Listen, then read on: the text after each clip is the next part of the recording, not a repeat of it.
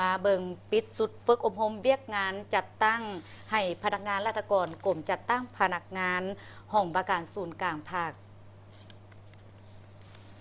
ในมื้อวานนี้9 เมษายนได้มีพิธีปิดสุดฝึกอบรมเวียกงานจัดตั้งให้พนักงานราชการกลุ่มจัดตั้งพนักงานห้องบริการศูนย์กลางภาคโดยการเข้าร่วมของทานวันไซแพงสุมมาห้องหัวหน้าห้องบริการศูนย์กลางภาคมีคณะกรมวิทยากรจากคณะจัดตั้งศูนย์กลางภาคพนักงานราชการกลุ่มจัดตั้งพนักงานห้องบริการศูนย์กลางภาคเข้าร่วมการฝึกอบรมครั้งนี้เป็นครั้งทำอิฐถือเป็นบาทเก้าสำคัญในการแสดงถึงความเอาใจใส่ของคณะภาคคณะห้องบริการศูนย์กลางภาคที่ถือสำคัญต่อการก่อสร้างบำรุงยกระดับให้พนักงานราชการการนำลักแรงของห้องบริการศูนย์กลางภาคให้น้ำมือมีความเติมใหญ่เข้มแข็งซึ่งผลสำเร็จในการฝึกอบรมครั้งนี้ก็เป็นเพียงผลสำเร็จในเบื้องต้นเท่านั้นสิ่งที่สำคัญเป็นการนำเอาบทเรียนและพฤติกรรมตัวจริงโดยสมทบกับการแลกเปลี่ยนบทเรียนในการฝึกอบรมไปค้นคว้าและหมุนไส้เข้าในการเคลื่อนไหวเวียกงานตัวจริงพิเศษแม่นย้อนความเอาใจใส่ให้ความร่วมมือเป็นอย่างดีของคณะรับผิดชอบจัดฝึกอบรมรวมถึงการทุ่มเทเอาใจใส่ถ่ายทอดบทเรียนจากวิทยากรที่มีประสบการณ์สูงจากคณะจัดตั้งศูนย์กลางภาคพร้อมนั้นสัมมนากรก็คือพนักงานราชการของกลุ่มจัดตั้งพนักงานได้ญาติแยงเวลาและเอาใจใส่ปฏิบัติหน้าที่ในการเป็นสัมมนากรที่ดีอย่างตั้งหน้าเป็นต้นแม้นได้พร้อมกันเข้าร่วมแต่ต้นตลอดปลายในการฝึกอบรม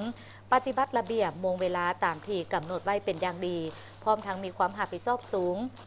ในการแก้ไขเวียกงานประจำวันภายในกลุ่มไปพร้อมๆกับการฝึกอบรมอันได้เห็นให้การฝึกอบรมครั้งนี้ประสบผลสำเร็จตามจุดประสงค์ระดับคาดหมายท่านวันไซแพงซุมมาของหัวหน้าห้องบริการศูนย์กลางภาคได้มีคำเห็นว่า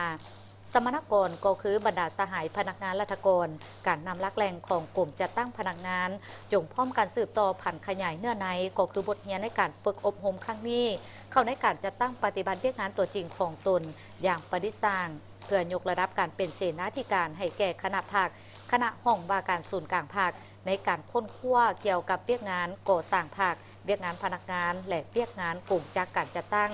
ให้มีความชัดเจนและมีประสิทธิผลสูงขึ้นสร้างการหันเปลี่ยนใหม่อย่างแข็งแรงในการจัดตั้งนำพาขบวนการแข่งขันพัฒนาตนเองและยกสูงความอาจสามารถในการนำพาซี่น้ำการจัดตั้งปฏิบัติเวียกงานปลุกระดมพนักงานราชการที่อยู่ในความรับผิดชอบของตนเป็นเจ้าการจัดตั้งผันขยายเวียกงานตามความรับผิดชอบของตนให้สูงขึ้นเพื่อเป็นกำลังแห้งให้แก่คณะภาคคณะห้องบริการศูนย์กลางภาคในการจัดตั้งปฏิบัติบรรดาคาดหมายของกองประชุมใหญ่องค์คณะภาคห้องบริการศูนย์กลางภาค